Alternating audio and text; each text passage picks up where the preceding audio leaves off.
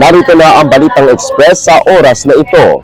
Bahay na inuupahan ng Regional Director ng DSWD-12 nilooban sa lungsod ng Coronadal.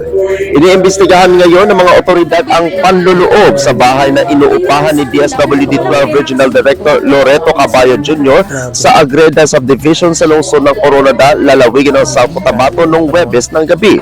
Ayon kay Cabaya, nagulat na lamang siya pagdating sa bahay dahil magulo na ang loob nito at may nawawalang mga personal na gamit at iba pang mahalagang kagamitan. Agad namang rumisponde ang kapulisan ng lungsod upang iproseso ang insidente at matukoy ang mga responsable sa krimen. Nananawagan din si Director Cabaya sa publiko na manatiling mapagmatsyag at makipagtulungan sa mga otoridad upang mapalakas ang seguridad sa komunidad at maiwasan ang kahalintulad na pangyayari.